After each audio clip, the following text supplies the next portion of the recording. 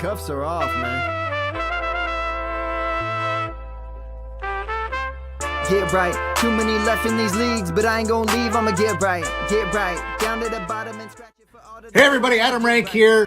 What's up, everybody? It's Marcus Grant. This is AJ Dillon of the Green Bay Packers. I got to give a shout out to y'all at Get Right Fantasy. If you are not subscribed, what are you waiting for? You want to lose your league? On a league, check out the Get Right Fantasy Network. You got to get right with the Get Right Fantasy Network. Best of luck with your podcast. Appreciate the support. And you're tuned in to watch my boys at Get Right Fantasy Network. Get you right. Enjoy the show. But I tune in every Friday. Strategies provided, I will lock in every way. So go and roll your sleeves up. Yeah, go and roll your sleeves up. And I'm getting down cause I roll my sleeves up. And I'm getting right cause I roll my sleeves. What up? What up? What up, world? We are back. I'm Anthony, aka Rasta, and this is Get Right Fantasy Network. And I'm here with my boy from the Fantasy Football Tavern, Mr. Kendall Vanderbilt. How you doing, man? Happy Friday. Thanks for joining me. I am so good, Rasta. Every day is a blessing. So glad to be here with you. I feel like we've been texting. We've got our group chat with the Get Right crew, but I haven't actually seen you. I've been on a little 2-week hiatus while you've had some outstanding guests. I was definitely tuned in. That was so cool the last couple weeks. But glad to be here. Glad to throw my name in the ring. Let's run some good drafts tonight. I'm ready to do it, man. We're here for another Scott Fishbowl mock, man. Here it is, and it is a special night because we are giving away a golden ticket. And that's the reason why we were running a little late here. I had to go through and make sure I got everybody's names in there. There was a huge wave of invites that went out tonight. So some guys that were rating got in today. So I took them out. So again, hopefully they're still joining us, supporting the stream. We appreciate you guys. We got the SFB hopefuls, hopefully tuning in here tonight as well. A lot of those. And again, thanks to everybody for sharing that on X or Twitter or whatever we're calling it now, for getting those hopefuls in there. We just want to be able to give away this ticket, man, to someone here to join the Scott Fishbowl. So I will turn it over to you so we can hopefully get this thing started here since we have people waiting. But why don't you tell the people about the scoring and what we'll get into while I pull this up? All right. So for those of you not familiar, Scott Fishbowl scoring, we're going to be doing a Scott Fishbowl mock draft. It's 6 points. So it is a super flex league. Okay. It is managed. It's not best ball. All right. It is 6 points for a passing touchdown. 1 point for every 50 passing yards, not 25. So QB passing points kind of cut in half. Running backs, they get a bonus 0.25 per carry. So basically every 4 carries is a point. Okay. Half a point for first downs. There's also tiered PPR. The big thing in Scott Fishbowl is the tiered PPR. They're changing it up all the time, but running backs are 0.5 PPR, wide receivers full point, tight ends 1.5. They also get a 1 point bonus for a first down, so that can definitely add up. Tight ends are pretty valuable. Scoring for quarterbacks used to be a little bit crazy too. They toned that down from what I'm seeing a little bit. They nerfed the quarterback position. So that's interesting. This is a fun Rubik's Cube to solve every year because it's a little bit different, but definitely that tiered RB wide receiver, half full and 1.5 plus the first down for tight ends. And one of my favorite scoring formats is where return yards matter. 1 point per 5 return yards. So basically 0.2 points per, and then a return touchdown of any kind is 10 points. So we'll get into some strategy later on that, but that for me is a big thing. So that is the scoring. If you're not sure, you can obviously just Google Scott Fishbowl. You should be checking them out, but the scoring is on the website. So while you're doing the draft, if you're tuning in and you're watching, not drafting, and you need a little bit of a refresher, just check them out online. We'll probably even post it in our chat at some point. And there it is. All right, so we're getting it started, man. It was almost like perfect timing. I started it right away. I didn't want to start it too early since you're in the 2 spot here. I'm drafting out of this 3 spot. We have a combination of folks that may or may not be in Scott Fishbowl this time, but we want to get those folks, of course, since we're giving away the ticket, a chance to come in and mock with us and see what it's all about and see how it differs from your other mocks going on right now. So I can't believe you guys let Chris McCaffrey fall to me there. Probably should have took a quarterback, but we'll see how it turns out. That's why we mock. So yeah, we'll kind of get it going. So for those of you guys who don't know what the Scott Fishbowl is and what we're talking about here, you see the logo up in the corner over there. Basically, it's the world's most famous football tournament. Pretty much almost every analyst in the fantasy football industry tries to get in here, and of course, if you do what you can to get in, you will get in. Hopefully, it took me a couple years actually to get my first time in, but we made it. You're going to have athletes, other actors, musicians, celebrities, and just thousands of other fantasy football fans that just love and enjoy playing some fantasy football. Scott Fishbowl kind of is the kickoff, to the redraft season, as they like to say. And so also, the whole thing about this Scott Fishbowl is it's all in the spirit of charity and doing good.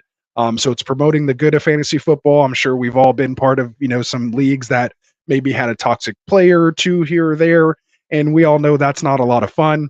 So this thing is all supposed to be about the fun, about the charity. So make sure you guys are out there supporting fantasycares.org. Follow them on YouTube for your chance to get in their contest and their races to win your golden ticket, as well as, of course, donating. Donating will not get you in, though. You can't buy your way into this league. Obviously, making donations and supporting the Scott Fishbowl is a good way to be recognized, for your opportunity to get in. I personally got in because I had people, say that, I needed to be in there, supporting me. Scott will make a post and say, hey, who in the fantasy industry needs to be in this? Of course, I had, Tycoon and Classic and other people part of Get Right that said, get Rasta in there. And right now I'm trying to do the same for my boy right here above me, him and Phil, from the Extra Point. We're trying to get them in as well, too, because we want them to be a part of it, man. So make sure you guys are doing that. And the most important thing you got to do if you want to be in Scott Fishbowl, man, you got to go sign up first. We actually had an incident earlier today where one of our own Get Right folks, shout out to them boys, won a spot and wasn't signed up. So the opportunity unfortunately passed. They will not give you a chance to go sign up after the fact. If you've already won, they will pass that on to the next person who is already signed up. So make sure if you're not even sure, maybe there's a chance you haven't checked in a while, go double, triple, quadruple check. Make sure it says that you are signed up for SFB14 when you get your login at www.scottfishbowl.com. So like I said, we will be giving out a golden ticket here tonight. So anyone who is here that hasn't already, drop that hashtag SFB14 in the chat right now, so you can get your entry. Guarantee it's in there. So Kendall, if you can kind of help keep an eye on the chat as well. Anyone who drops that SFB14 in the chat, get them on the list that we have going right here, which is what took us so long. And on top of that, if you're already on the list and you're here right now today and you're dropping that hashtag, you're going to get an increased luck factor on that 100-yard rush to hopefully increase your chances, for supporting us. So, maybe you already left it, the comment on a video or other live chats, we're going to give you some increased luck factors for being part of that. So the chat's been going crazy since we started.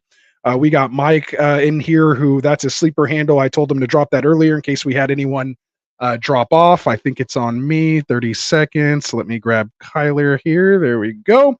And it's also third round reversal in this Scott Fishbowl. So make sure you guys are aware and plan for that as well too. Might have should have said that in the beginning. But who else do we have? We have the Equinox FF in here. He said he posted it in the SFB Hopeful. So thank you very much. Hopefully Equinox, if you're not already on here, drop that hashtag SFB14 and we'll get you in the race here, man.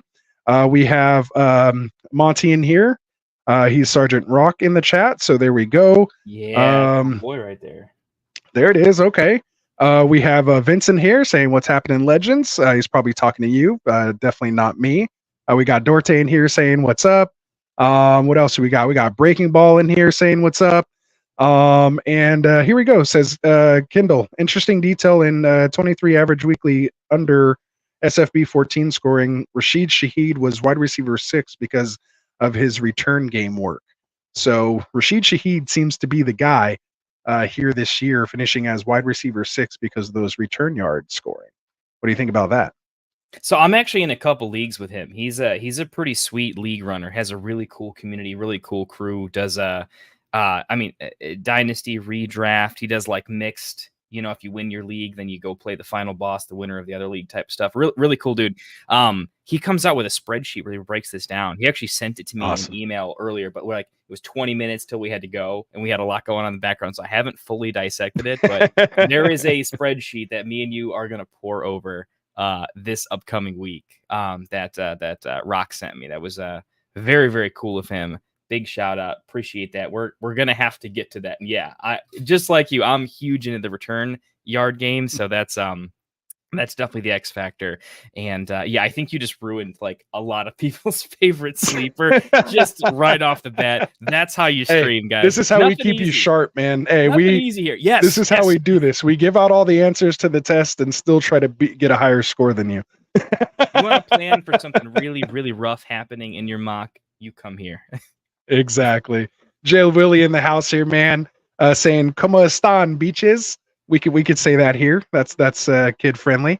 But yeah, what's up, Jay Willie, man? Been in a ton of mocks with him. He's been running mocks and they're going for to Discord, so they're running a bunch of mocks over there. Make sure you guys go check them out. I try to run them when I can, but a lot of us in there that are running them, so pretty much almost like every 30 minutes to an hour, there's a Scott Fishbowl mock, either slow or fast starting. So make sure you guys check that out. If you need information, hit me up and I can get you guys invited into that Discord as well. I'm one of the fantasy coaches there. We got Vincent here talking about being hard to predict the kick returners this year with the rule changes, and who knows if one will be back there and if they will be the same. So yeah, so there's a lot of talk about, obviously with the kickoff rule changes, having, positional players, quote unquote, these receivers or other guys, actually taking kicks. So what do you kind of think about that and how that may affect, return yards or, return scoring for Scott Fishbowl or any league there, Kendall? Yeah, sure. Go ahead and make your pick. I'll I'm looking. I wanted to set it up to throw it right to you. Hard to predict, yes. Impossible to predict, no. I think in a lot of ways, this is one of those training camp's fun for a lot of reasons, right? There's a lot of coach speak, there's a lot of random stuff. But one of the things that if you're a big fan of the Scott Fish scoring format, Scott Fish Bowl, there's a lot of Scott Fish clones. You can basically get approval to do kind of the clone league. And so in those particular formats, I'm seeing that paying attention to training camp is going to be interesting, because I do think that's a non-coach speak. You're going to be able to find like, oh, this person is clearly getting used in the return game, or at least they don't have any other role but that. I mean, if there's just a lot of little input, checking out the beat reporters and things like that. I think that's kind of one of the fun nuanced things, and calling your shot. I mean, we're starting to see more small-bodied, super quick wide receivers that as rookies are probably going to need to cut their teeth in the return special teams game to, gain coaching approval, the respect of peers, that sort of thing. I should make a pick here at some point, but that's kind of what. Yeah.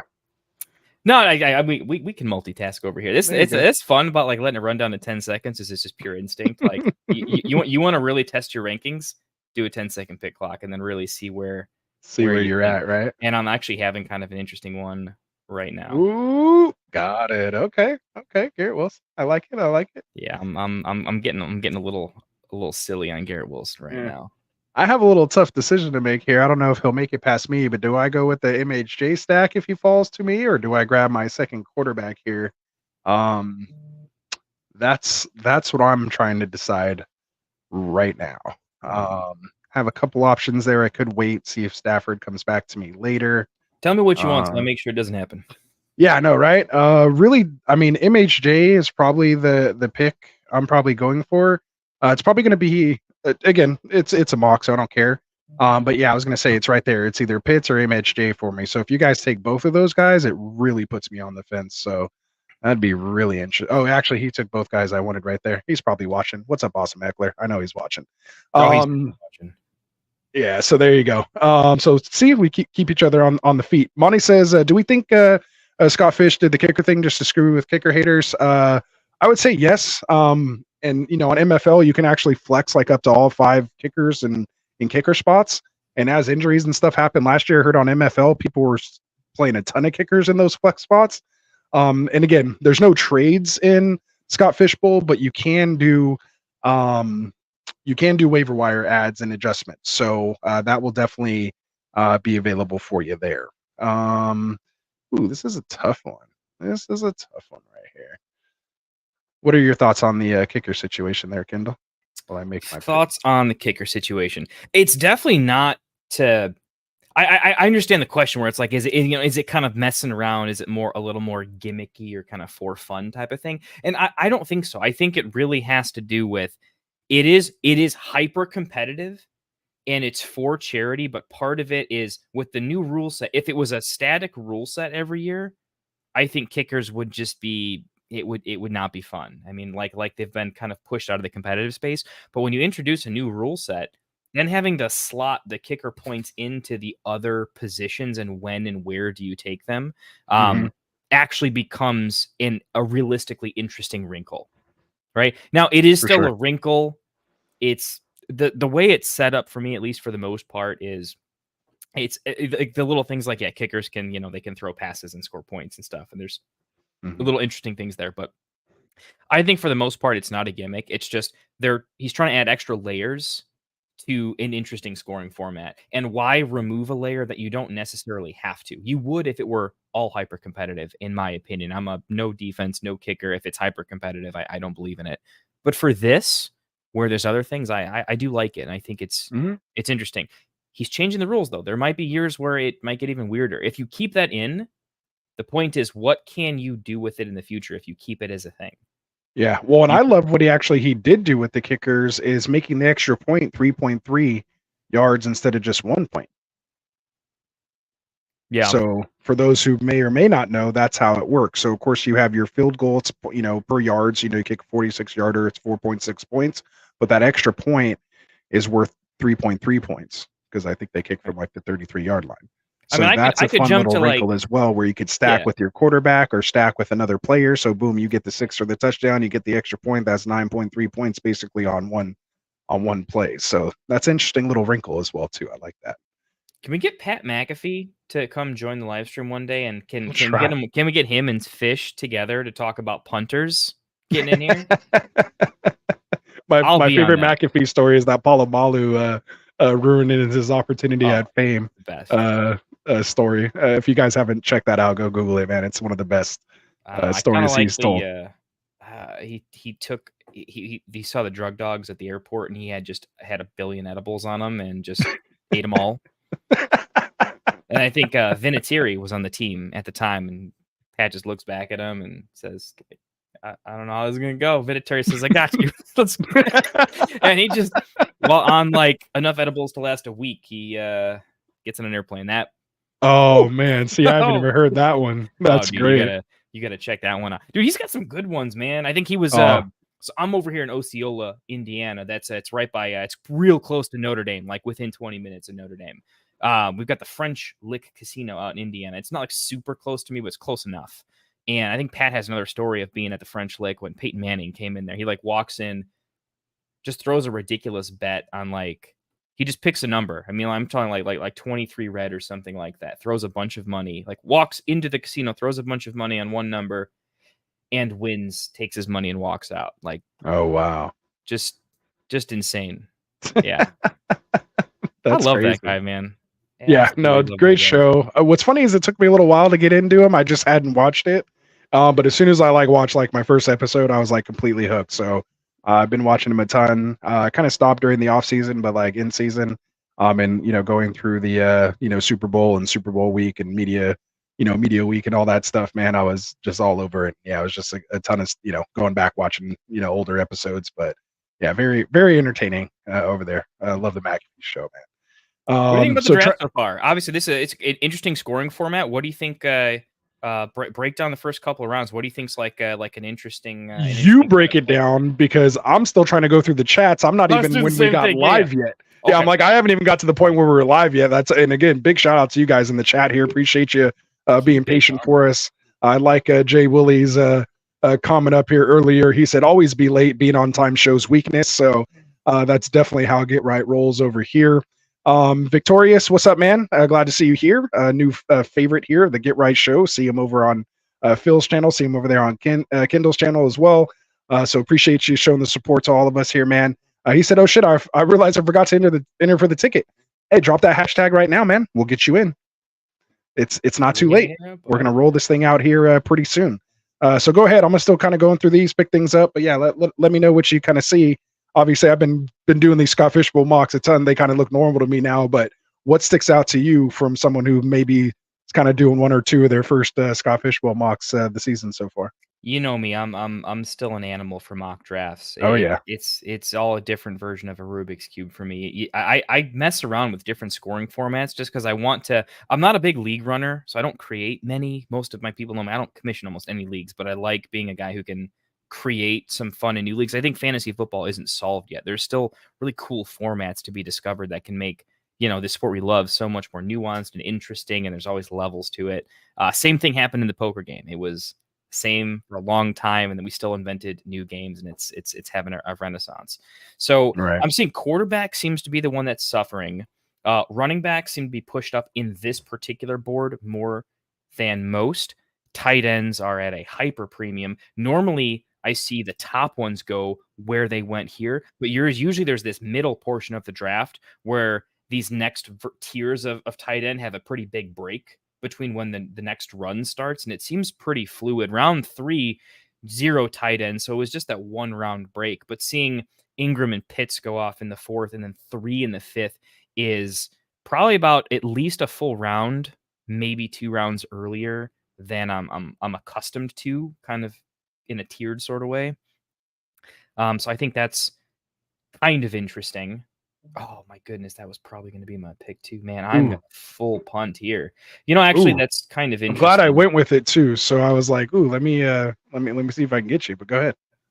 Oh, wow. I might actually have to talk through this pick, right? Because part of me is like, okay, clear tight end run. So just check the room to see if you can get boxed out. I'm not boxed out. I've got 4 targets at a minimum, if not 5.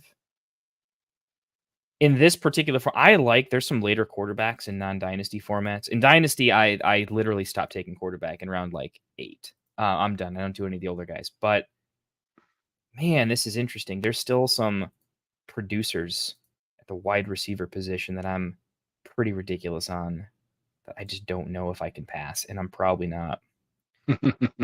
You could start up to 6 wide receivers in this one. Yeah, this is a Neighbors or Devonta Smith for me, but I'm going to take the hyper. Neighbors has some. We know he's a yak guy. I'm going to bet on the ability of him to take some end arounds to the house and be used in a weird gadgety way because of his yak capability. And I think some of those push passes. I just the way that the scoring format I think is going to help Neighbors a little bit more, and I like what he can do there. I think everyone's so down on that offense that I think Neighbors could be pretty special there. So I'm gonna take an extra shot at him. I am looking at tight end when it comes back around just to put one on the board so I can be maybe hero tight end a little bit. And there's 4 tight ends that I'm still very bullish on that like no one else is. So we're gonna. Oh, you know me. You already know like my trio that I always go for. And I feel super comfortable with them. But I thought, I want to see how the build works if I take, a little tier or 2 higher than the ones I usually go for. What do you think about Bowers? Bowers is probably my pick here. I just, again, in a dynasty probably, but I got to get my head out of this dynasty mindset when we're doing redraft. No. So for me, I want someone that I know is producing, has it.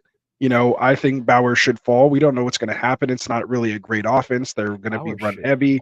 Plus, I'm a Niners fan, so I just don't really like rooting for Raiders just in general. That's just more thinking with my heart and not my head. But down on him. Can I risk it? Coming back? Dude, it's a redraft. You don't like tight ends in dynasty? Redraft, I don't like tight ends in redraft. I don't like tight ends anywhere really, except for like a format like this when they can get like 3 extra points per reception. Depending on where they get it. That Fairmouth was a sneaky one that I was kind of looking at here. I had to flash that one just real quick. That was good. What are we doing? But I'm definitely not going Bowers or Hawk, for me personally. Who nice with DJ Moore. Goddard, I'm still not sure what's going to happen there. I was kind of off on him a little bit last year just because of the fact that, just the tush push and, what was it, 15 rushing touchdowns or whatever by Hurts, that whole thing. So just getting those, tight end goal line looks wasn't quite there. So for me, I kind of really don't like this section of tight end, like maybe Pat, but again, I'm still not big on Wilson or Fields, whichever one maybe goes there, or if they're switching halfway through the year, I don't want to deal with that. I feel a lot more comfortable when I kind of get in that lower tier of what you're going to get versus, what draft capital you're spending on them. That's just, my personal opinion there. Right here, I'm kind of looking at running back. I love Kamara this year. But yeah, there's just a lot of tight end or a lot of wide receivers here. And I think I have to go Devonta here. I don't know why I skipped over Evans or even really Kupp. I kind of like both of them as well too. I didn't want to go Kupp because of course I have Nakua already. But Evans, I probably should have went Evans there. You think so? I'll take the younger guy, just signed the contract attached to a much better quarterback and an offense that, of course, in week 17 has the nice matchup against Dallas. You're kind of bringing that aspect into it, a little bit of best ball when you're talking correlation, weeks 15, 16, 17, because again, this is a big time tournament that we're dealing with as well too. So you're not just going against the 11, other players here in this league. You're going against, hundreds, if not thousands of people. I think we're in the thousands. I think they give out, it was over 3,000 that were in last year's tournament. So I think they're going to be somewhere in like the 3,600 people range this year. So Tycoon wasn't passing on Bowers there. So he ends up taking him right after you and I passed on. Yeah. Look, we're doing mocks. There's a little bit of content here, but I want to try and demonstrate. The board fell to me in a particular way where, I identified it right. I knew there was this big run of 4 players in the middle that didn't have a tight end, and we're going to get pretty decent value, in my opinion, and probably several are going to go off. I think when it gets back to me, it's going to be rough, but I'm going to try to be the demonstrator of this format does help tight ends quite a bit, but what do you do when you maybe let's pretend we unintentionally boxed ourselves out, right? Because we flipped a coin and we lost with DJ Moore. In my opinion, I actually love him. But we'll try to operate and see what you guys think happens when you decide to play 0 tight end in this format, which is a little bit risky. There you go. But let's put it to the test and see what we like. Let's put our rankings in the bottom, the bottom half of tight ends to the test and see what comes up with. So I'm pretty interested to see how the build will go. Not unhappy with how it's been going though, for sure. And I actually like Smith quite a bit more than Mike Evans at the pick, to be honest. Full disclosure, Mike Evans to me is more of a best ball pick, if I'm being honest. I like Mike Evans. Okay. I don't think he is the world destroyer that everyone says he is in a redraft format. He's good. I'm not taking anything away from him, but I do think everything went his way last year. He still has been somewhat injury prone. That's not going to get any better. I looked at the way he scored his points and how those things went down. And almost every game, I was just surprised by how he was the only weapon in many cases. They're going to run more. They're going to use multiple running backs more. Godwin was doing nothing last year. I think with him in the slot, he's going to be open more easily. I just think Evans doesn't have a bad season, but I do think he comes back down to earth. And he's going to be looked at as a guy that does good, not great. But you definitely drafted him to be great. And so I think he's a guy that he won't exceed his ADP is what I'm saying. I don't see an upside. He's just too high. I don't think we're baking in a downside for him. So that's why I like Devonta Smith. I like the condensed targets, better offensive ecosystem, in my opinion. And in case of an injury, Devonta Smith, my God, if AJ Brown went down for even just 2 weeks. Yeah. He's a wide receiver 1 in his own. He was doing good just as rookie or before they even brought AJ Brown over. And then it was just like, okay, do they have the best duo, basically in the lead when they made that trade? And then, then he kind of just like fell off almost, everything got kind of nerfed by, Hurts and his rushing upside and all this stuff. And the tush push, kind of took over the amount of threats that team has is a little scary. But Jeff does make a good point there. No, go ahead. You always have over the chats. Bring them up. But I was just going to say that's a good point. ADP is not matching up for Scott Fishbowl. There is no Scott Fishbowl setting. And it's just a 2 QB. So this is going off, dynasty or just redraft 2 QB. right now. So yeah, you're going to be reaching all over the place. So yeah, this isn't going to be going off ADP. Go right ahead. No, I love that take though. One of my favorite things about Sleeper, don't take this offense. Sleeper, please come check us out. Sponsor us, by the way. We love you. We seriously love you. We talk so much crap about other platforms. We're defending you nonstop. I absolutely love Sleeper, and I love their customer support team. They really do like read their emails and stuff, which is from business perspective, I really appreciate their feedback, and they're always down to do new things.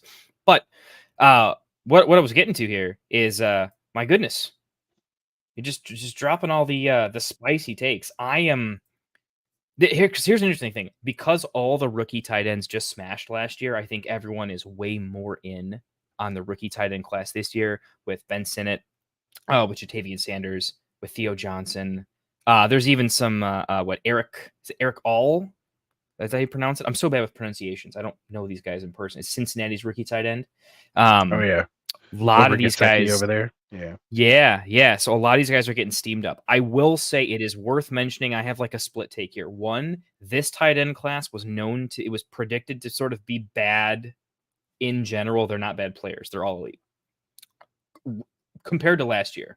Laporta, some of these guys were, I don't want to say like elite prospects, but they were pretty damn close to elite across the board. They were all very, very, very good, and significantly better from what I've seen compared to this draft class. I don't see these guys breaking out the same way the last class did.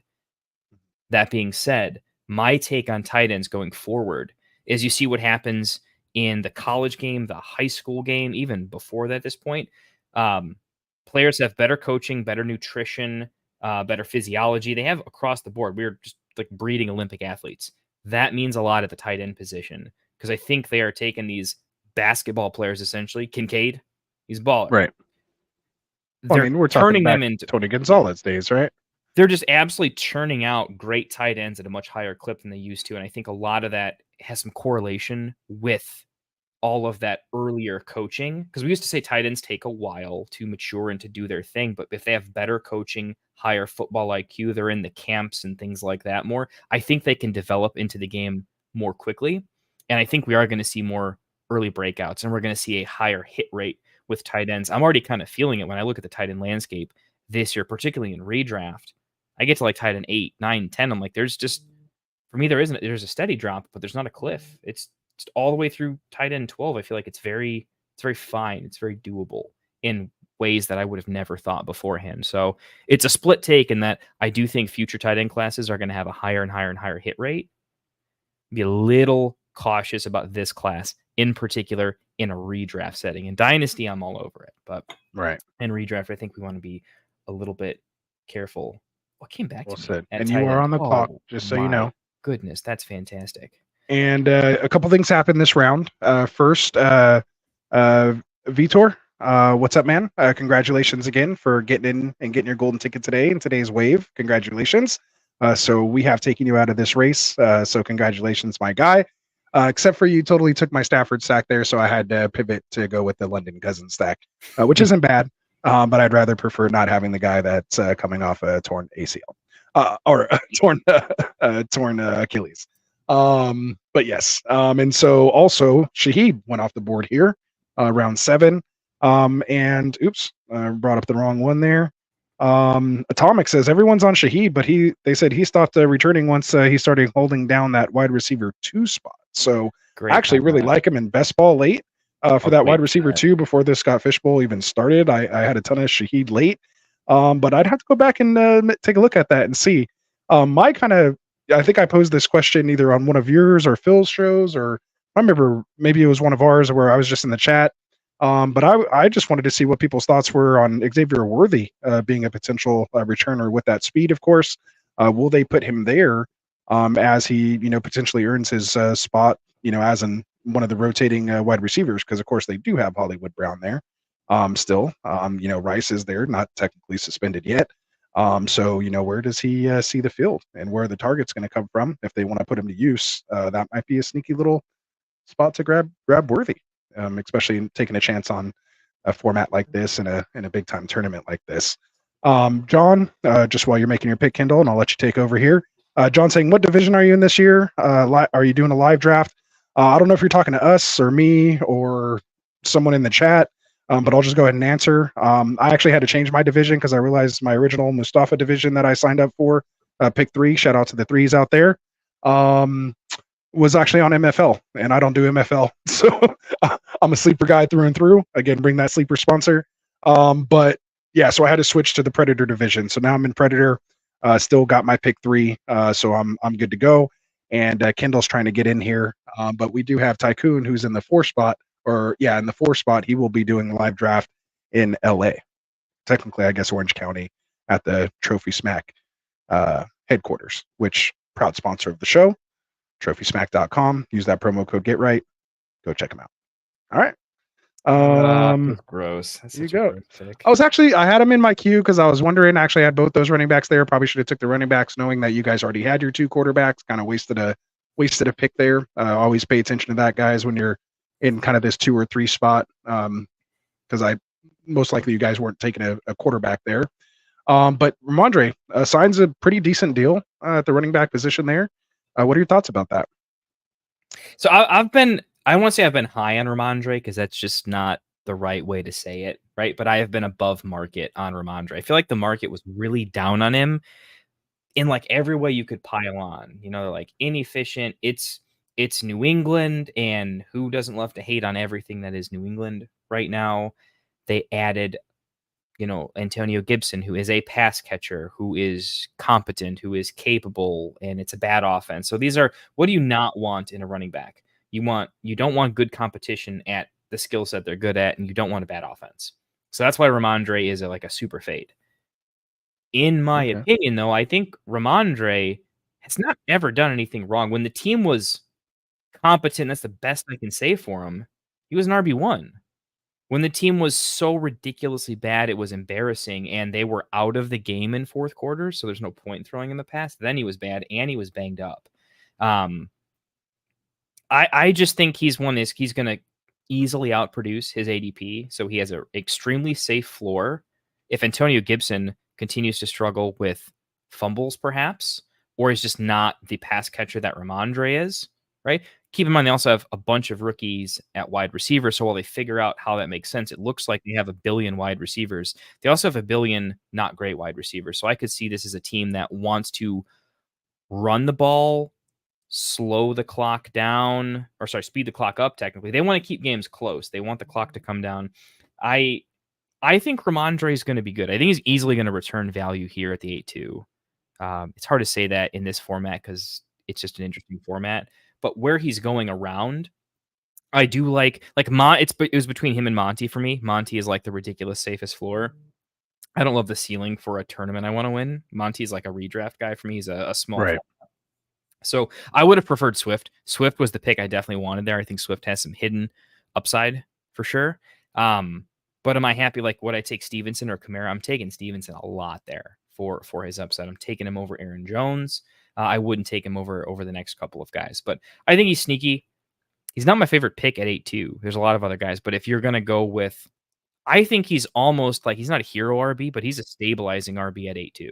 He's what I would call a villain RB, where he's not quite that RB, but it's not a hero RB necessarily, but it's a villain RB. You ever take a pick where you're like, look, I think I'm going to draft in a way where value is going to fall to me in particular pockets, but I'm going to box myself out at a position. Scott Fishbowl is interesting, and then you only need to start one running back.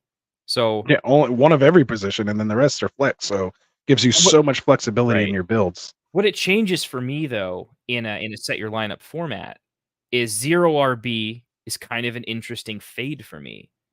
I don't think you need to go 0 RB because the whole principle behind 0 RB is between drafting a bunch of dart throws, you're always going to have like an RB2. Right. Well, I don't necessarily need that. I just really need one stabilizing force. I don't need to go hero. It's like you can go stable RB and you can go 0 RB without any stabilizing force sometimes. Or I should say it other way around. You can do 0 RB with a late round stabilizing force. And that actually works, where normally that's not a play in 0 RB. You have to go super all in on it. So it's an interesting format where I don't need to solve an RB2. I need upside over Stevenson. So I can take a million dart throws to just be above Stevenson, but I can take that super, super late too. Very nice. I was just going through some of the chats here, finally getting closer. And again, if we missed your chat, throw it back up there, but trying to get just some ones up there, even if we don't read it, throw it on the screen there. We see you guys in there. Keep it rolling in. And also, we haven't done the race yet. So if you're watching right now and you haven't entered yet, drop that hashtag SFB14. That's why I'm combing through the chats right now, adding people to the list.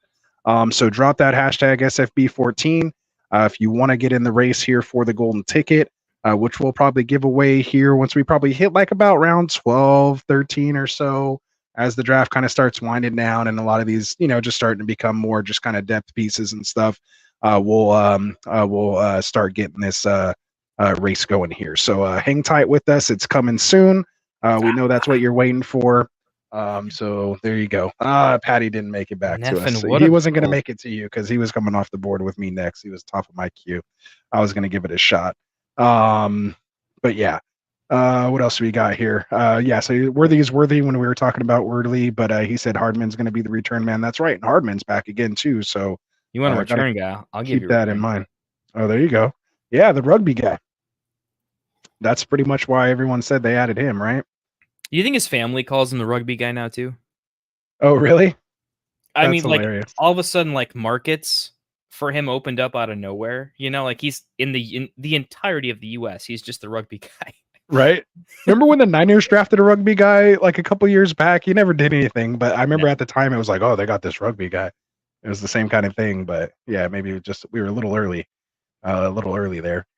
Colin says sleepers gross MFL all the way. So we have some MFL lovers in here. I know Classic Mike, our own here. Get right. Shout out to Classic. Off tonight. Earned a nice off night after having those wonderful guests the last 2 nights. Again, big thank you to Mr. Jim Coventry and Miss Lindsay Rhodes for joining the Get Right Fantasy Network. But yeah, he loves MFL. He does his salary cap dynasty league on it because it just gives you all those options. I just personally can't get behind it. I think this is an easy Jordan Addison pick for me here. Actually, no, I gotta go. I think I gotta go K-Dot in here. I want to get another tight end in there. Yeah, no, there's like because then it's gonna be then we're really gonna box ourselves out. Let's see. Jay Willie saying, "Amen. MFL is the worst platform in the world." So we're back and forth on here. Jeff says MFL is the MySpace of fantasy football. That's hilarious. We got Toilets to Titles, which I don't know if you saw when you were talking. Apparently they're right where you are in between Indy and Cincy. You're gonna have to go back up and check that comment. But it sounds like he's close to you there. We have a question for you here, Santos. If we can answer it here before we get into your next pick. Are you bullish on Hawk? And I assume that's Hawk Tua. There is that who he's talking about? Hawk Tua? Is that the new thing? It's hilarious, by the way. That is absolutely hilarious. I he's talking about Mr. TJ over here in the 7th. And the other Hawk Tua. Okay, the HOCK, not HAWK. Yeah. So you gotta specify now, breaking, because we have a new Hawk in the house now. So there's Hawk Tua and then Hawk and Sin. So yeah, you gotta make sure you specify. But go ahead. But yeah, because that was an interesting pick there. We're obviously coming off the late ACL injury, so explain. Yeah, I'm pretty bullish on TJ. Now I'm more bullish on him in Dynasty, and we'll go get my stack there. Yeah, we're going weird tournament stuff. The Will Levis Chigaconco stack. Yeah, that's a tournament stack. Okay, tournament stack there. That is not my favorite stack. All right, we're getting weird. But just so everyone knows, all right, I'm not taking Chig at the 9-11 there, if not for me needing a third QB and going Levis. Let me just put that out there. I'm not taking Chig over Jordan Addison if I'm not getting a little bit weird for tournament purposes. Just throw that out there. Right. And I wouldn't be taking Otten over Addison either there. Same for the same reason. we just level that? It feels so gross. But yeah. All right, we're good. So yeah, I like what TJ Hawkinson does for that offense in a big way. Tight end's an interesting position for me in that there's a lot of metrics, but the tight end is not like running back and wide receiver. It is not a position that is as metric centric as those positions, in my opinion. There are things that position does that matter. Blocking, the intangibles, even just being a locker room guy. They do a lot of things. TJ is a guy that consistently garners high levels of respect from everyone on the team, including the head coach. Does all the right things, no off the field issues. What does this mean? Why is that like an X factor for me? Well, the X factor is I think it gets him back on the field in a big way. I think they have a rookie quarterback that's going to need a bit of a safety valve. And while he was highly athletic, I do think, I don't think he's the most athletic of all time, but I do think he got open not because of his athleticism. I think he got open because he has a knack for spacing, particularly in zone defense. The way I saw him play at the when they're doing the flag football in the All-Star game.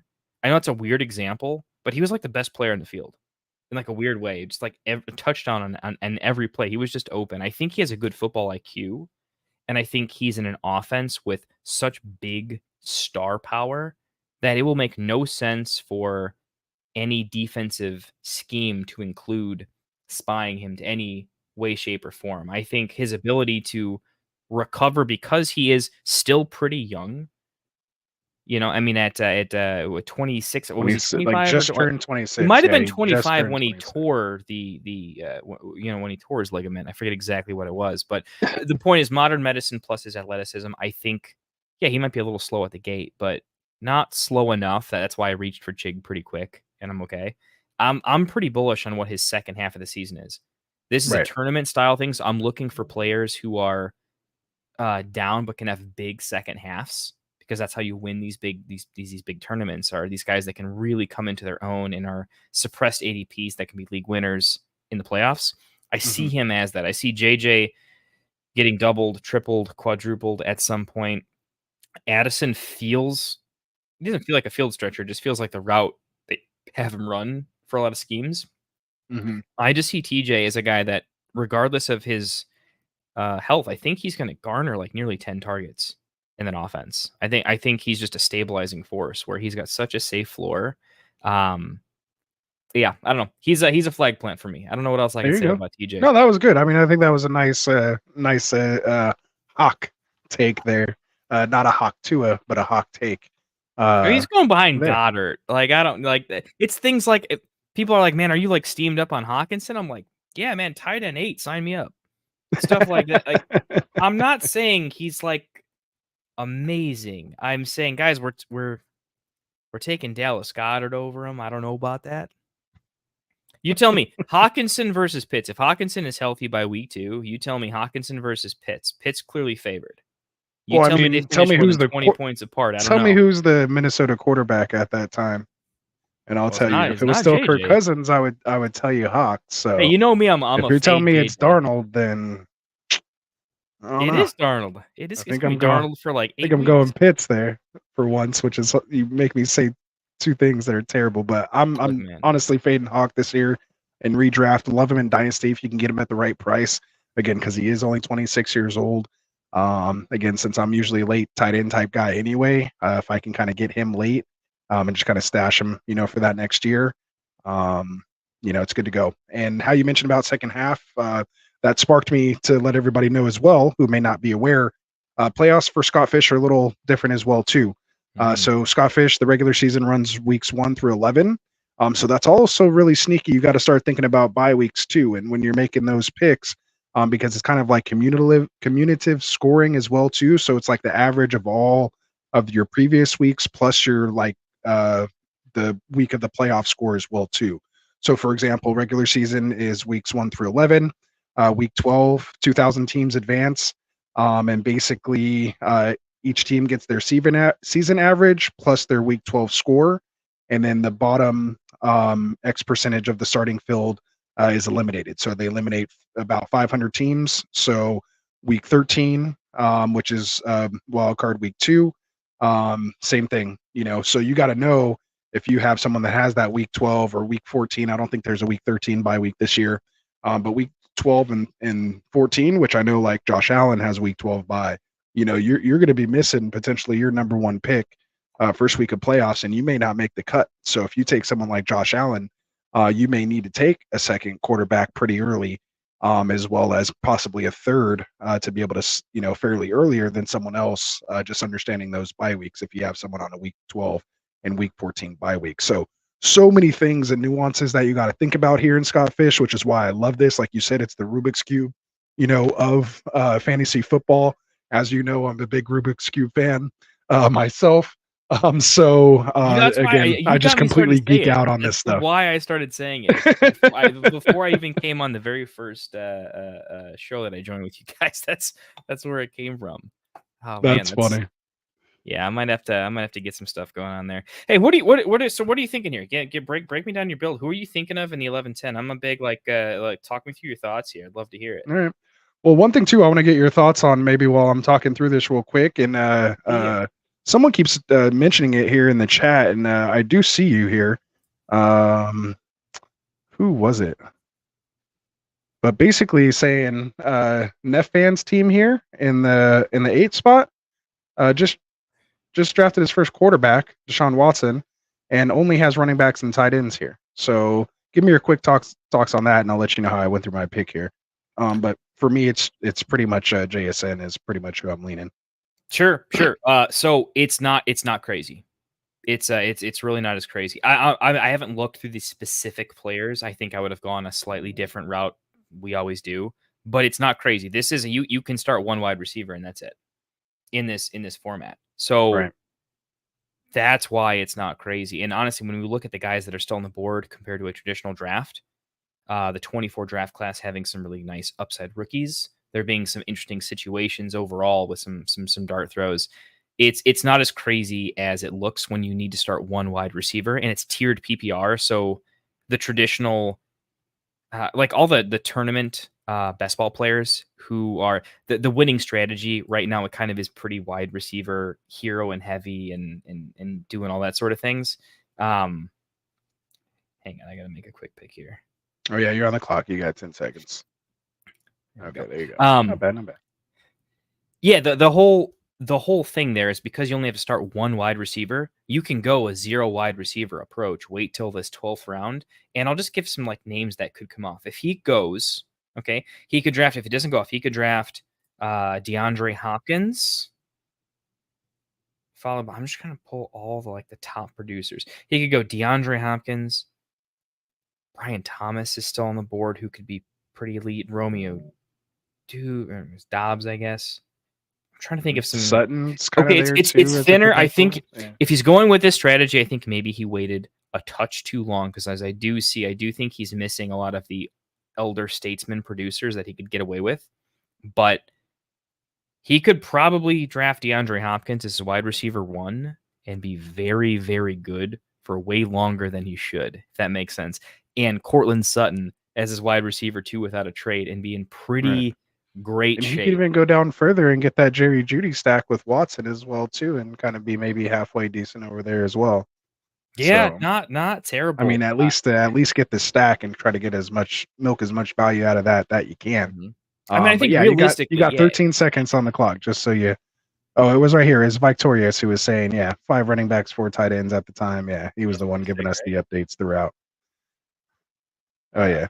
Let's go big. Oh, it was Victorious that was saying it was him over in Kindle's chat when we were talking about earlier. So I'll just take another 16 wide. I think we're finally caught up. So yeah. So if you guys are watching, if you're just tuning in with us now, we are doing a Scott Fishbowl mock here. We are going to be giving away a golden ticket here shortly.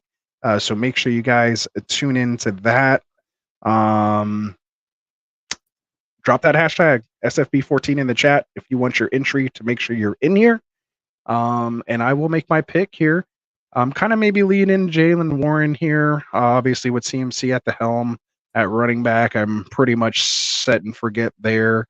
Kind of do need to look a little bit at maybe a bye week type replacement guy here. So I might be looking Jaylen Warren. I also like Jerome Ford, but it looks like he got snagged up somewhere. I don't know where he went. Oh, yeah, there he went. Wilson, you do me like that, my guy. He snagged him in the 11th there on the turn, or in the 10-11 turn. Usually Ford's way down here. Usually Warren goes before him. Yeah, so I love him. I mean, I just don't think Chubb's going to be back early enough to, especially again in my zero hero RB type builds. He again, in my best ball teams, I have a ton of if Ford goes off this year, I'm going to be making money between him and Conklin. Conklin, yeah. baby. Yes, I love Conklin this year. He is so good. If anything, Conklin. I took Chig at the 9-11 thinking by the end of the 10th it was just over.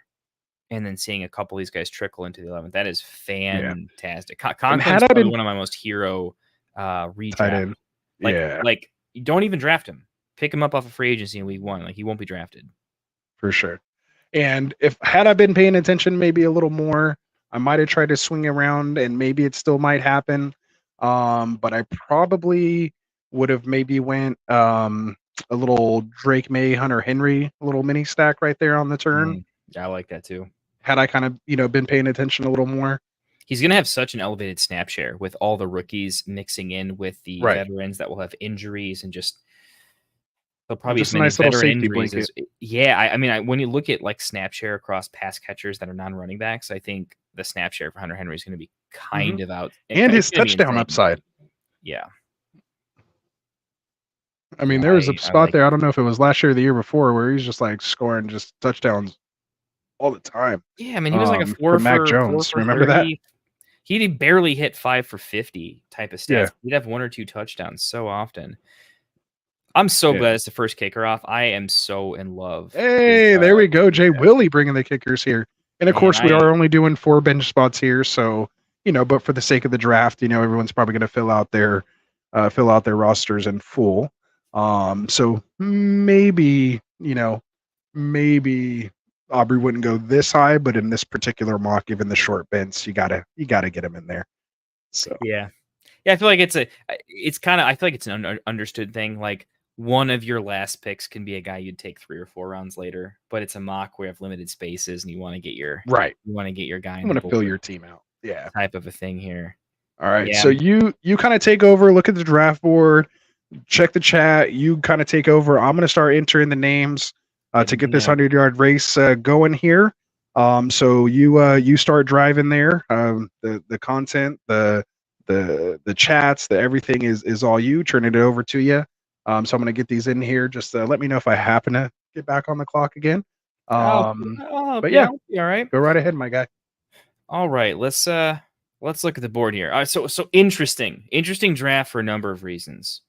1, Scott Fishbowl is going to make it interesting. 2, we got a pretty fun crew. But then we have people that I think clearly right off the gate are either intentionally trying some strategies that maybe they fell to them, but they're leaning into it.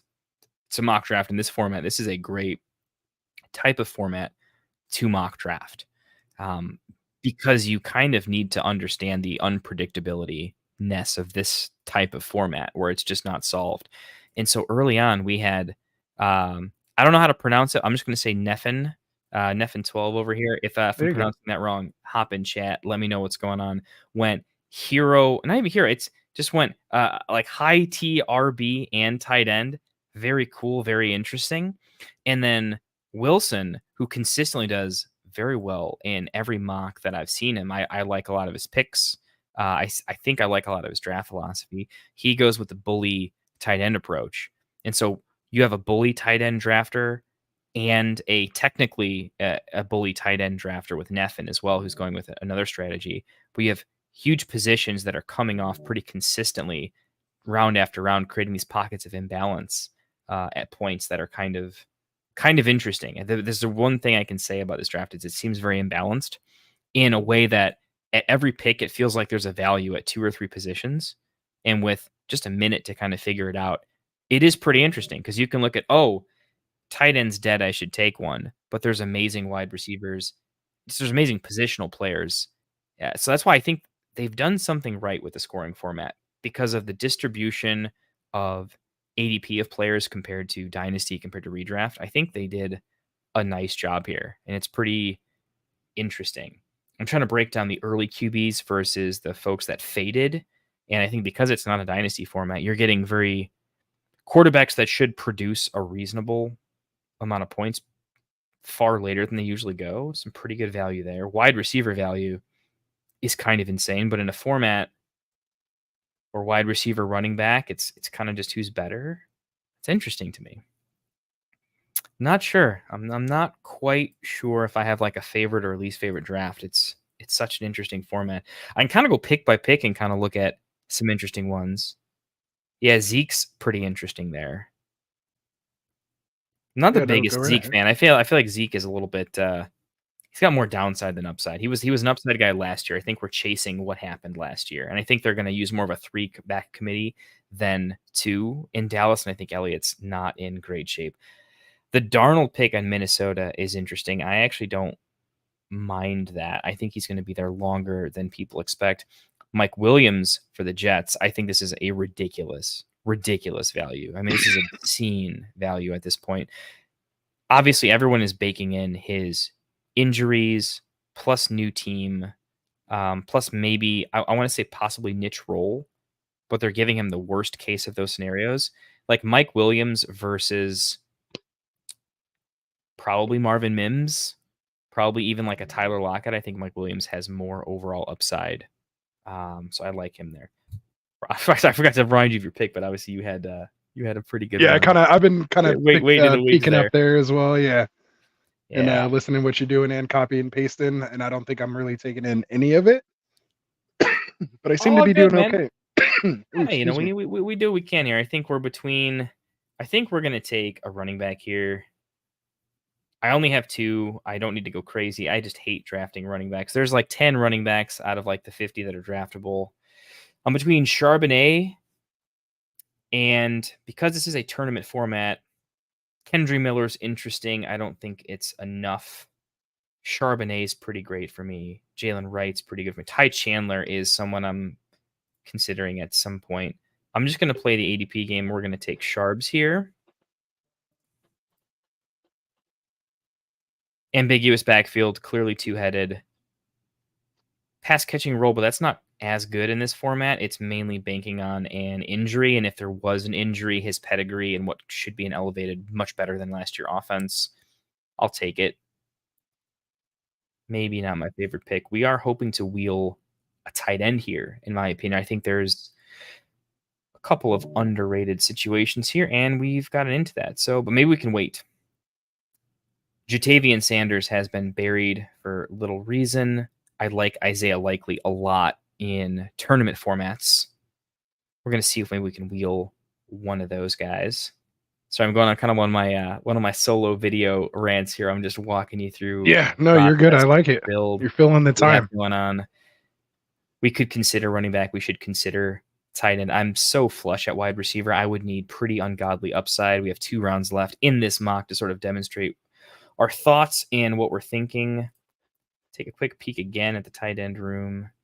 I'm not going to touch quarterback. I just don't need to. I've been playing so much Dynasty. I'm used to reaching so far down the board. I was going to say, yeah. Like one of those like, oh, man, what do we do here? RBs typically have the most upside late in drafts, and so that's what I'm going to do here. I literally just clicked him in my queue, and he went. That was a good pick right there.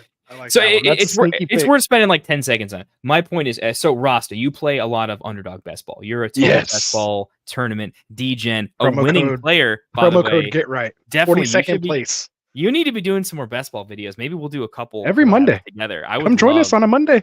Oh, I think you're busy on Mondays, but yeah, we're running them every Monday. Go ahead. I have to be busy on Mondays. Well, come join us. I'm never too busy for fantasy, man. We're gonna figure this out. I might need a few more subs for the wife to let me, increase my daily studio intake, right? But seriously, support me. I can be here more. Yeah, I like it. We're working on it with Jatavia there. But yeah, one of the precepts is like when you're so typical underdog tournaments.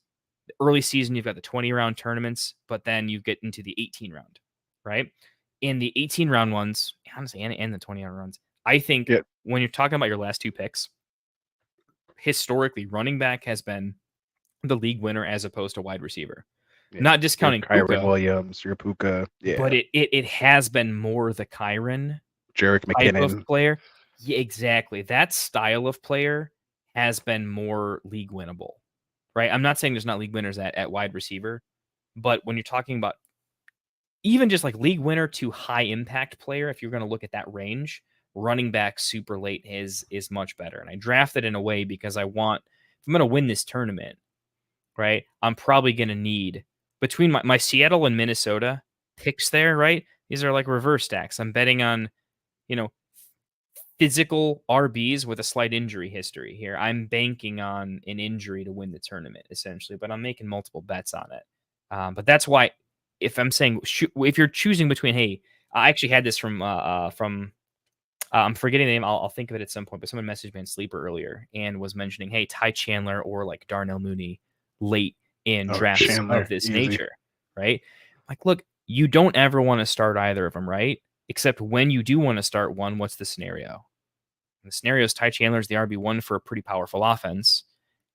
And the upside for Mooney is another pass catcher goes down, but his role isn't elevated. He doesn't go from one position to another. He still stays in the same role. So while I like Mooney in best ball, when it comes to these types of tournaments, what do you want to do late for make it happen? I like going running back late if and when you can. That's my current take. What do you see in the late round? Like, how do you make a league-winning pick this late into the draft? Do you kind of agree, or do you have a different take? No, I'm the same kind of way. Usually it is a running back because I've pretty much filled my wide receivers, at that point, well before. So typically I'm looking for that late running back, pick. One of my favorite ones too is Jaleel McLaughlin over there in the Denver backfield. He's a running back that I'm looking at late. Ty Chandler's one, Roshan Johnson. I don't think you're too high on him this year. But those are just some kind of late guys that I find myself kind of just grabbing there at the end that I feel, again, we talk about it on the Best Ball show, but you want your best ball team to tell a story, right?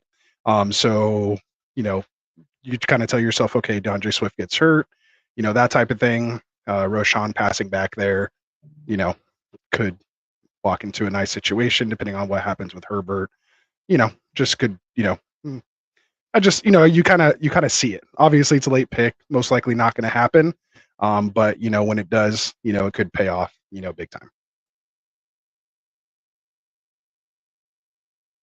Where was I? More kickers coming off the board. I was gonna say, Tucker, Bass, Koo. For those that are wondering about Neffen's, he posted the comment kind of explaining what he was there you go. Yeah, read it off. Testing out here. Yeah. So this was a test.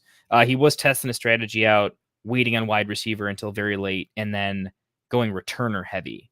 And it's just like zero wide receiver, but returner heavy sort of build. Really interesting. Hey, and thanks, Neffen, for giving that a try. We really appreciate that.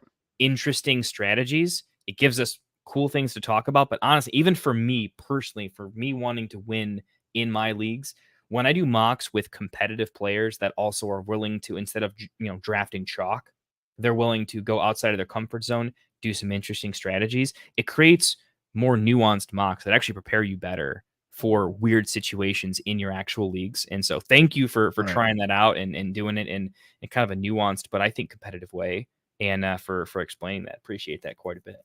There we go. So Money says there's only we got like almost 60 people, between 50, 60 people in here right now. We only got 19 likes.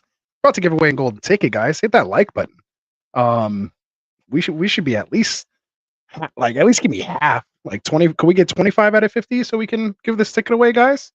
Let's go. Smash that like button. Of course, if you're not already subscribed, hit that subscribe button.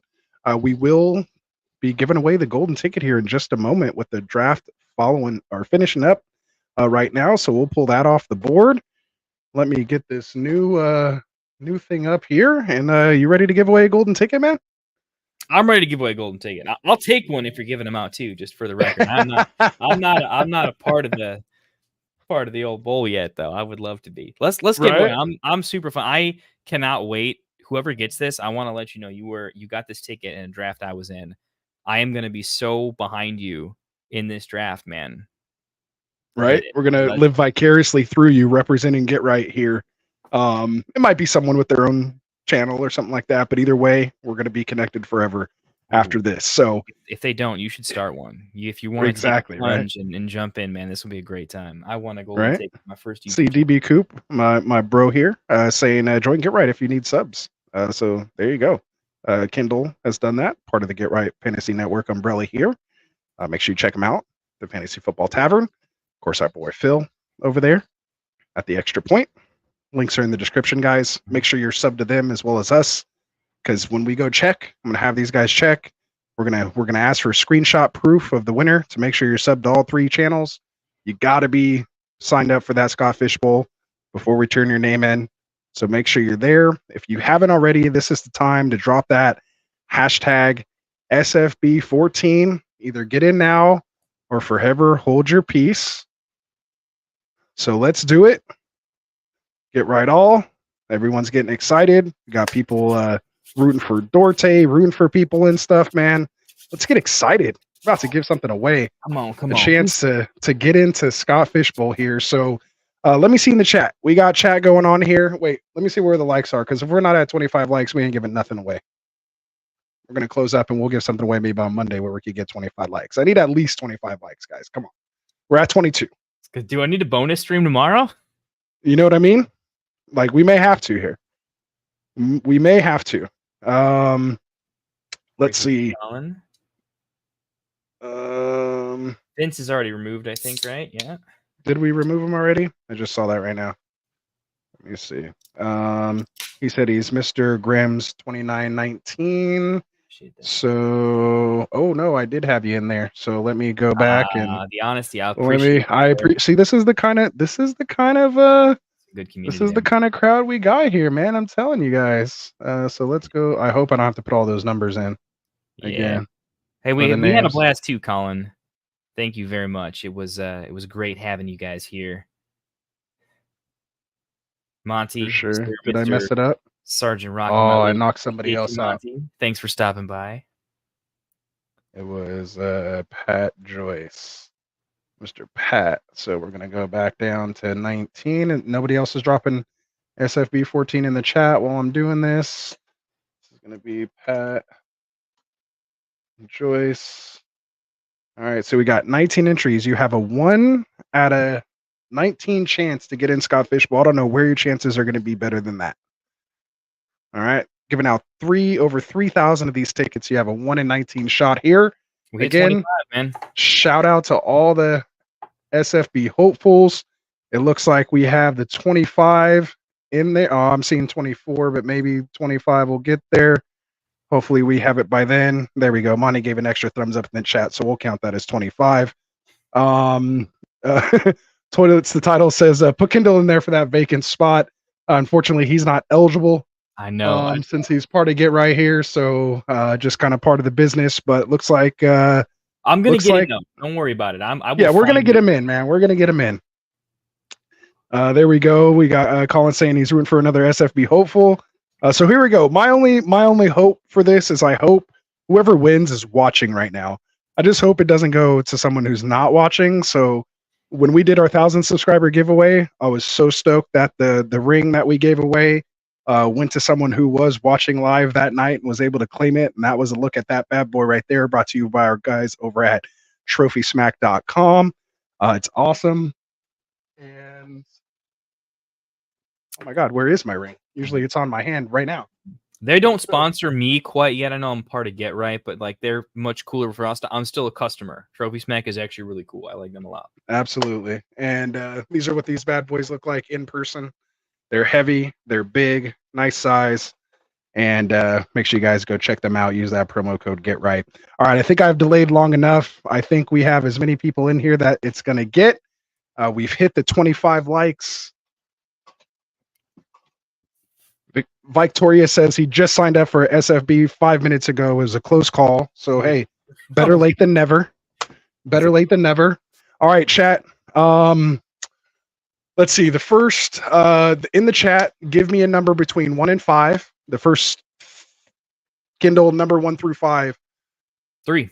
3. So the first 3 people that give us a number with 1 through 5, that's how many times we're going to shuffle. Go. All right, so I have 3 from Victorious. So 1, 2, 3. I have 3.1416. We got Pi going on from Jeff over here. You didn't think I knew that, but I did. So we'll go another 3 here. 1, 2, 3. The order that you guys may see it isn't necessarily the order that I see it. The next one is Who's the Mic at 5. So just missing it was 4 and a couple others. So we'll go 1, 2, 3, 4, 5. All right, so there it is. All right, so I have a couple people here that had luck factors. So to get the luck factors, you had to have left a comment in one of the comments on our previous videos, as well as you get one extra one for every live stream that you dropped SFB in. So I know Rafi has an extra one. I know, actually I have it all written down here. Who else? Albert has 2. Let's see, who else? Breaking Ball has 2. Yep. Who else do we got here? And was there anyone else that had multiple? I think that was it. So what's that? Did them boys have 2? I only saw his 1, and he wasn't here tonight. But did you have him down for 2? I only had him down for 1. Okay, yeah, I had 1 as well. So we matched there. So we're good. Plus, he won earlier, and he was the one who wasn't signed up. That's right. So hopefully you signed up now, Dead Boys, if you're watching. Our OG, our very first subscriber of the channel. Oh, no. But he has a lot going on. He has a lot going on. All right, so here we go. Let's get it done. Have a couple luck factors in there. We'll see how things go. We're going to go 4, 8, 1, 5, I believe it is. Who out there watches the Fantasy Cares? What are the settings that they do over there? I think it's 4815 faster, if I remember. So minimum 4, max 8, min 1, 5, and faster. Pretty sure that's how they do it. So we'll run with that. Let's see here. 4815 faster. We'll get it going. We'll find out if we did it. Got some luck factors in there. All right, we're going to get this thing started, guys. So good luck to everybody in there. Let's see what we go. Let's see what we do. I love these races, man. I love it. So you want to call the race out? You want to call it?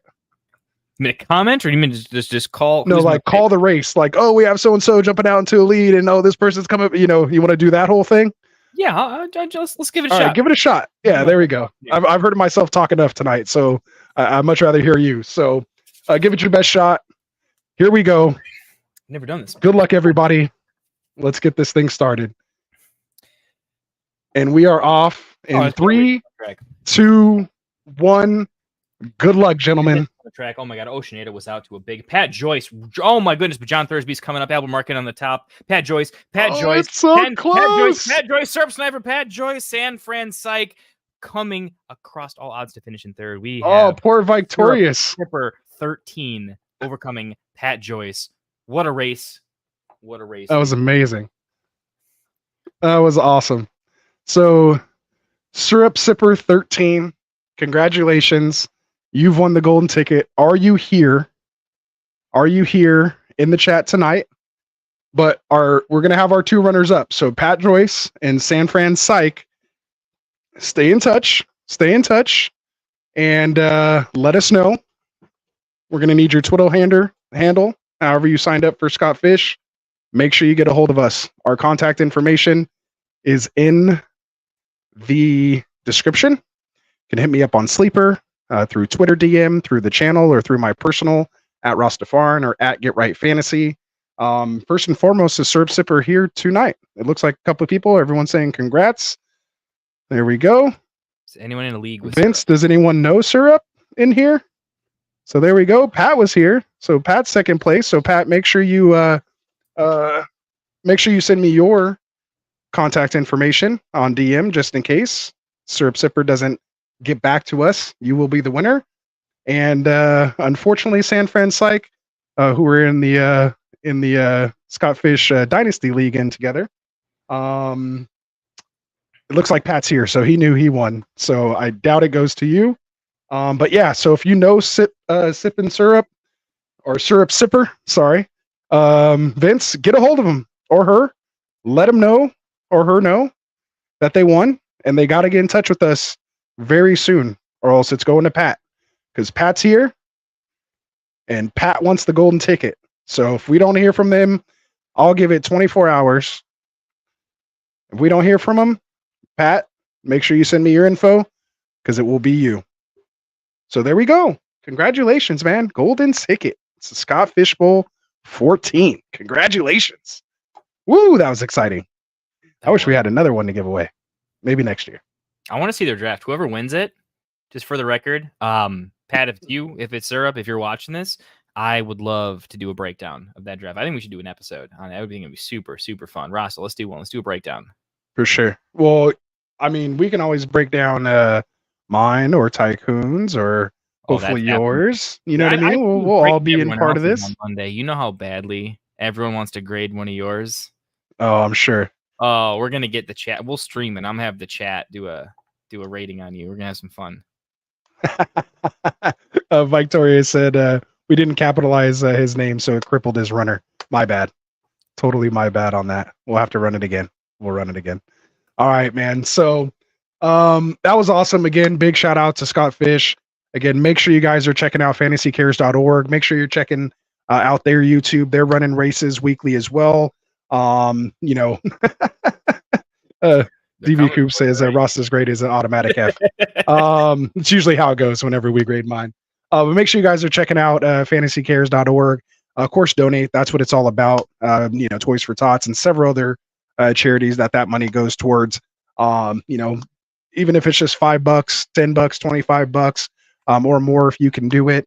It all adds up when you're talking thousands of people, you know, putting a couple bucks out there or a little more. It's definitely going to go to a good cause. And on top of that, you'll be able to network and get in, you know, just amazing leagues, meet new people. And that's, you know, what fantasy football, you know, is all about. So, yeah, make sure you guys are there. And I don't know if they're doing it this year, but I know last year on Fantasy Cares, on the very last episode that they did before they started, when they did the last wave to fill all the rest of the spots, basically anyone who was in the chat, they were giving anyone away a golden ticket. So make sure you support them. Don't just show up for the last, you know, episode. Get in there.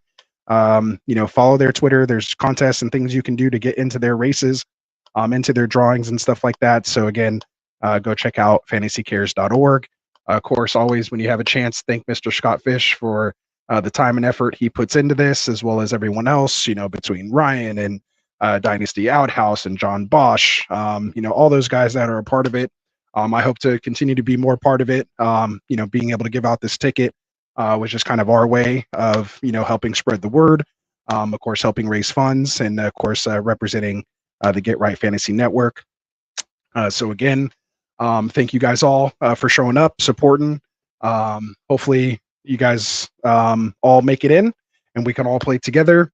So yeah, let's definitely keep in touch. We will be back here on Monday with a Underdog Best Ball Draft. For those of you who may not be signed up on Underdog, check out that promo code Get Right. The info's down in the description. Not going to do a full read on that tonight, but I do, of course, want to give my guy here, Mr. Kendall, the full screen here for just a moment. Tell the people where they can find your content and what you got going on. Sure. Hey, man, appreciate it. So, by the way, Rasta just jumped into a mock draft I did on day 2 of starting YouTube. So we just met completely randomly. Rasta is just out there. I got to give him a shout out. He's just out there in the streets when he's not official Get Right. He's slipping in anonymously into mock draft. So just know it's out there. But we're not new to fantasy, but a little bit new to the content creation space. You can find me over at the Fantasy Football Tavern on YouTube.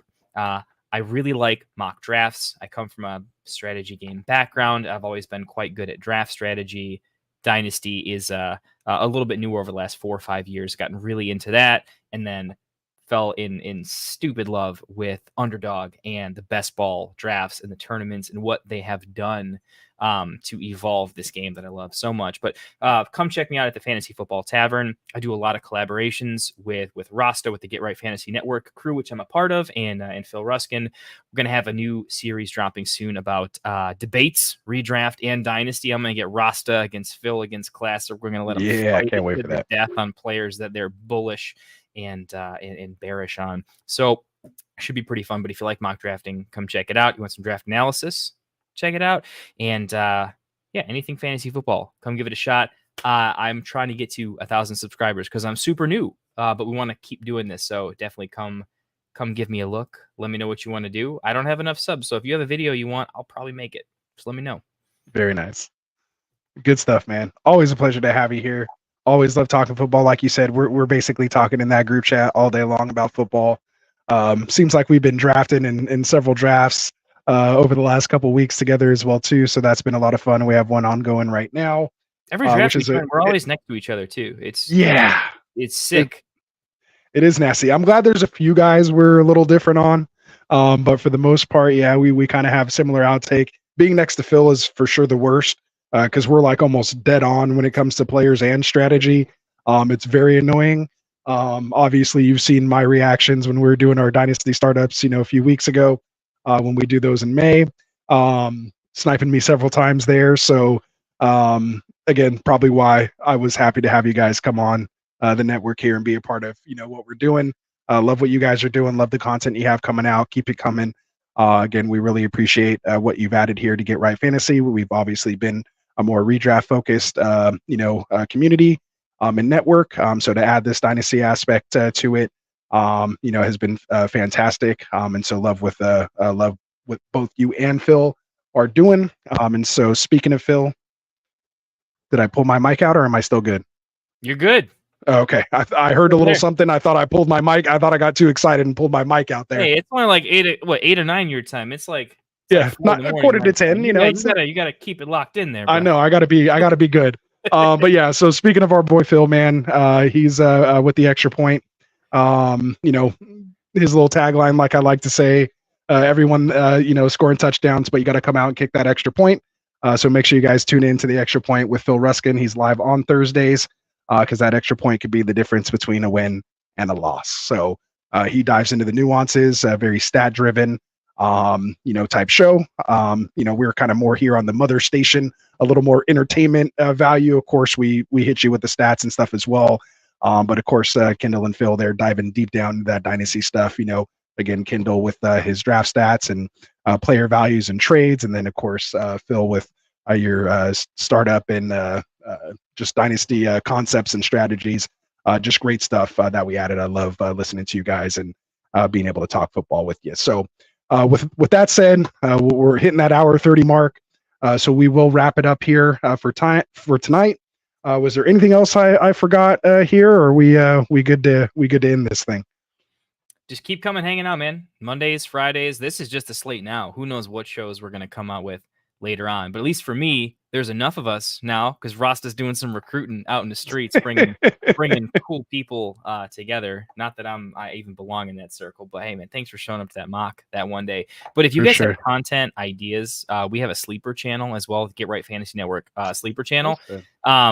Love for that to pick up steam this year. I will try to post in it as often as I can. Hot takes, interesting takes. If you're looking for a league, there are some really cool people in this community, many of which who were on this stream. But if you're looking to join another dynasty league, it caught the bug, or you're in a lot of leagues, but you don't know everyone in those leagues and you want more of a community, drop a message in our sleeper channel, which I'm sure will be in the description of the video once it comes out. And we'll get you set up. Phil's a pretty good league runner. He opens leagues all the time. You guys have other folks like that. So if you just want to play in more leagues with cool people and level up from the live stream and just get into maybe 5 more dynasty leagues, come check out the sleeper channel. And we want to play with you guys. That's what's the most fun is mid-season where we can actually talk about who's winning and losing. That would be a good time. Absolutely. And that all kind of got me off to what I did want to say as well too. Since we are slowly turning the page here on June, we will have one last Scott Fishbowl mock. So hopefully that last wave of folks that get in here over this next week. We will be drafting another Scott Fishbowl next Friday, the 28th. And then once that page turns to July, it's redraft season, boys. We'll be bringing back not only the redraft mock, so every week we're going to alternate. We may even have to bring back the Wednesday show because it gets a little crazy when redraft goes. So we might run mocks on Wednesdays and Fridays. I'll have to talk to Kendall about that and see if we can a good day for me. Get something going. All right. So there we go. Especially to get those East Coast mocks in so we can do like, East Coast Wednesdays and maybe West Coast Fridays or whatever.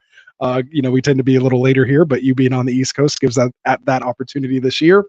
So tune into that. So yeah, we will start focusing. We're going to alternate between super flex, 1 QB, 3 wide receiver, 2 wide receiver, different roster settings, different scorings, PPR, half PPR, standard leagues, tight end premiums. We're going to throw it all in there for you guys. So make sure you check that out. And then once we hit in season, we will be back to 4 nights a week or 4 days a week, 4 shows. We'll do our Monday overreaction and waiver wire target show. On Wednesdays, my favorite show, as I like to call it, the roster management show. But we're getting into your rosters, buy, sell, trade targets. Literally my favorite show of the week. Then we do Fridays. We're going to go game by game and do start sits. But more importantly, all 3 of those live shows, we're taking your live Q&As. We try to get to every single question that you guys drop in there. So make sure you guys come join us live if you want your question answered. And then Classic has his Sunday morning active and inactive start sit, your last minute start sit advice, getting your lineups ready before kickoff. So stick with us. We're not slowing down. We're just gearing up here for the season. So I think enough. Oh, yeah. See, look at that. Victorious. Our boy Phil, a writer now over at Dynasty Pros, man. How cool is that? Super excited for him, man. Got it. So you can catch his content over there as well. Of course, he'll be streaming here still with us and on his channel. So yeah, he's diving in big time there. Super excited and happy for him.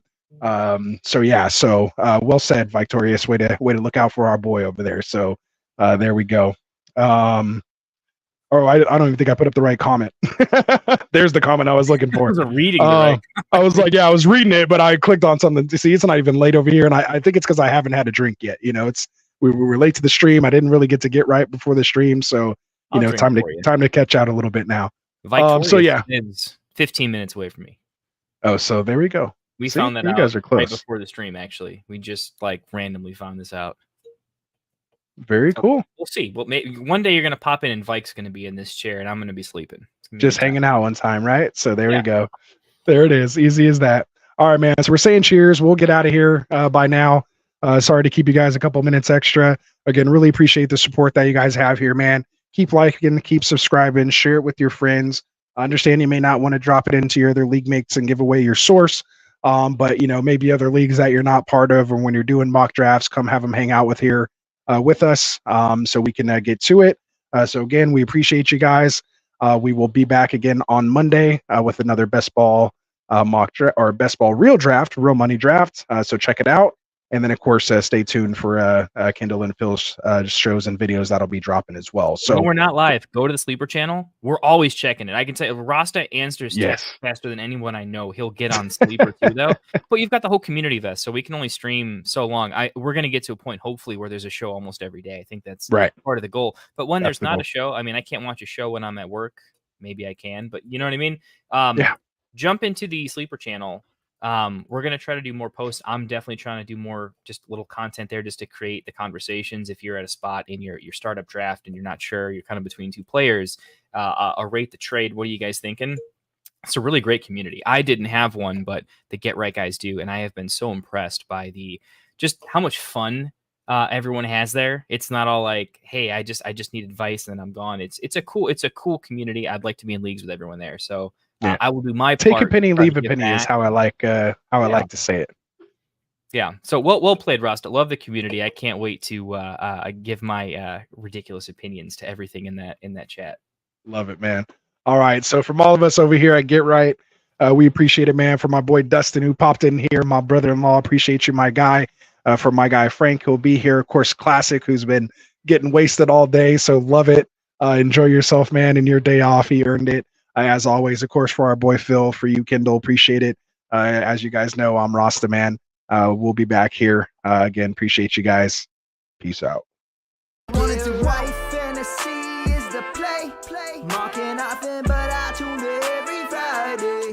Strategies provided, I will lock in every way. So go